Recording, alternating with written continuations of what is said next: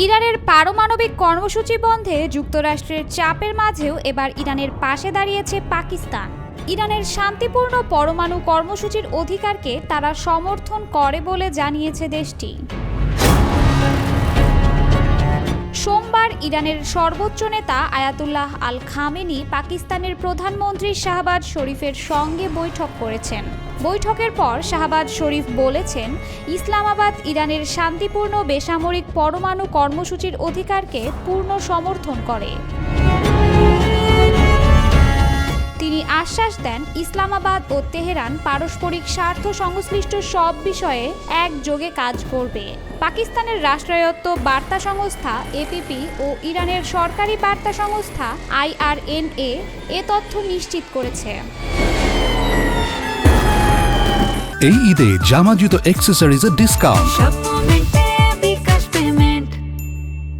Iran সফরকালে Pakistan প্রধানমন্ত্রী শাহবাজ শরীফ ইরানের president Masoud পেজেশকিয়ানের সাথে বৈঠক করেন।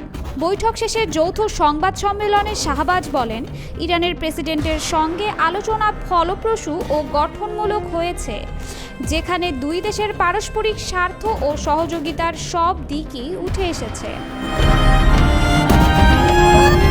তিনি বলেন, উভয় পক্ষই রাজনৈতিক, অর্থনৈতিক ও আন্তর্জাতিক সহযোগিতা সহ বিভিন্ন ক্ষেত্রে দ্বিপাক্ষিক সম্পর্ক সম্প্রসারণ নিয়ে আলোচনা করছে এবং পূর্বে স্বাক্ষরিত চুক্তিসমূহ বাস্তবায়নের বিষয়ে সম্মত হয়েছে।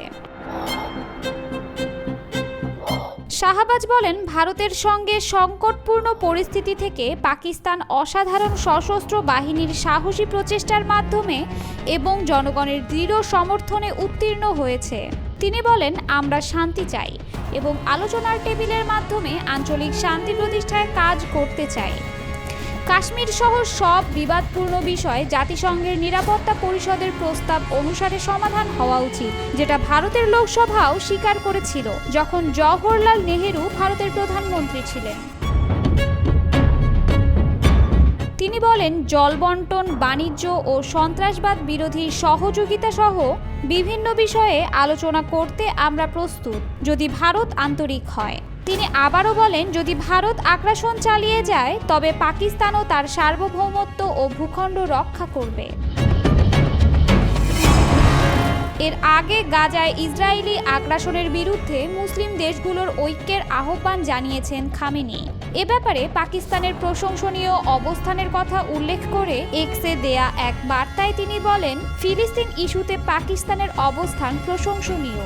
যখন অনেক ইসলামী দেশই বিভিন্ন লোভ লালসায় ইসরায়েলি আগ্রাসনের প্রতি নরম অবস্থান নিচ্ছে, তখন পাকিস্তান দৃঢ়ভাবে তার অবস্থান বজায় রেখেছে।